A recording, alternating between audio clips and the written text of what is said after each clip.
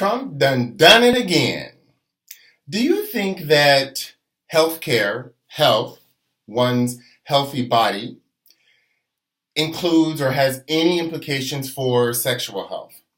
I ask this question because it's a really important one, because it's what ties transgender rights, for example, to LGBT rights, for example, to reproductive rights. Follow me now. And we see this in many stages of the coin because stigmas about one follow the other. They're both sexualized stigmas. Now, do you believe that, first of all, a person's sexual health has anything to do with their health? Yes or no?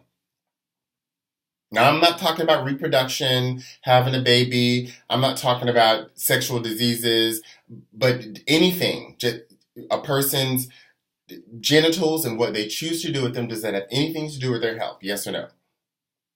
Yeah, exactly. It does. So if it does, if risk of disease has anything to do with your health, then certainly risk of sexual disease. If any changes to your body, I don't know, like pregnancy, has anything to do with your body, then yes, that's sexual health. If any changes to your body, I don't know, like menstruation, have anything to do with your health, then that's sexual health. If any changes to your body, I don't know, like erectile dysfunction, have anything to do with your body, then that is sexual health. So if we are talking about healthcare, then we're saying that healthcare must cover sexual health. Oh, and mental health, by the way, too. But since we're talking about sexual health today.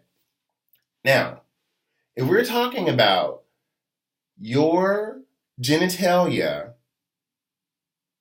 contributing to your overall health, then we're also talking about transgender health and rights. You can't, there's no reasonable way to segregate the two. The only reasonable conclusion here is that culture and our social biases segregate the ideas and even bring the discussion to the fore in the first place, because it's only because of our culture that we're even wondering if sexual health has anything to do with health. Because science, and by science I mean anything that has to do with studying and understanding this, tells us that sexual health has everything to do with it. You can even get, there's even a disease that ironically is called the kissing disease, but it most often passes around in kids who presumably don't kiss nobody on the mouth. You've heard of such diseases, the kissing disease. It's a quiz for you. Do you know what I'm talking about? So in every way, shape, and form, if we as a society agree that the health of one contributes to the health of all, because you can go to the grocery store and get coughed on someone and get a disease, so you want them to have coverage, or you can go to some public facility and use a fountain and you can get that disease that I just talked about, that kissing disease. Then you want everyone around you to have a reasonable sense of their own health, a reasonable access to health care, a reasonable sense of what health-seeking behavior means. And if we agree upon these things as a society, then Hobby Lobby talking about, we not going to cover this because our religious conviction. Well, you can have your religious convictions, but this is an issue of governance. So all the people, not just all of our citizens, but all the people who are physically here who could pose a risk to any others, must have some reasonable access to healthcare in some way, shape, or form. And by reasonable, I mean consistent, anxiety-free. They don't have to wonder, like in the opening scene of Sicko, should I just stitch up my own finger that I just cut off? Or should I risk going to the hospital, and can I even afford the copay? Can I even afford to get there?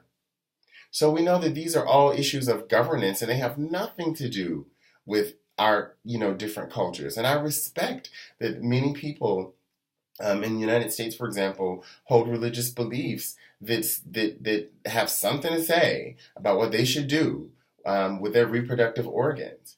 But even if I were of that religion, I'm gay, and your reproduction has nothing to do with how I reproduce. So, the idea that we would segregate reproductive health from sexual health and more generally, is why we're talking about this, because it exposes that irony. We cover Viagra, but we don't cover birth control, or we debate about birth control.